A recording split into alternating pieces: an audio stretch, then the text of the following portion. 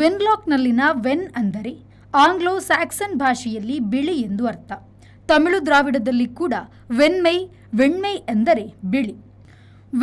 ವೆಣ್ಮೈನ ಇನ್ನೊಂದು ರೂಪ ಬೆಣ್ಣೆಯ ಬಣ್ಣ ಕೂಡ ಬಿಳಿ.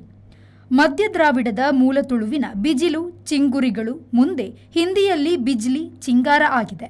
ಇವು ಮಿಂಚುರಿ, ಚಿಂಗಾರ ಜಿಂಕೆಯನ್ನು ಸೂಚಿಸುತ್ತದೆ. ಬೆಳಗಾವಿ ಮಹಾರಾಷ್ಟ್ರ ಗಡಿಯ ಕೃಷ್ಣ ನದಿಯ ದಡದಲ್ಲಿ ಇಲಂದ ಎಂಬ ಹೆಸರಿನ ದಲಿತ ಮಹಿಳೆಯರು ಇದ್ದಾರೆ. ಇದು ತುಳುಗನ್ನಡ ನುಡಿ. ಇಲ್ ಎಂದರೆ ಮನೆಯ ಅಂದ ಎಂದು ಅರ್ಥ.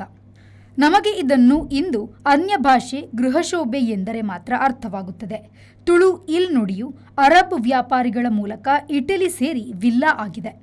ಯೆಮೆನ್ನ ಸೊಕೋರ್ಟ್ ಬಳಿಯ ಒಂದು ಲಂಗೂನ್ ಎಂದರೆ ಕಡಲಕೆರೆ ದಿತ್ವ.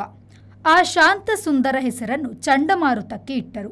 ಆ ಚಂಡಮಾರುತವು ತೆಂಕಣ ಏಷ್ಯಾದಲ್ಲಿ 1400 ಜನರನ್ನು ಕೊಂದು ಲಕ್ಷ ಕೋಟಿ ರೂಪಾಯಿ ನಷ್ಟ ಮಾಡಿದೆ. ಬ್ಯೂರೋ ರಿಪೋರ್ಟ್, ವಿ4 ನ್ಯೂಸ್, ವೆನ್ಲಾಕ್.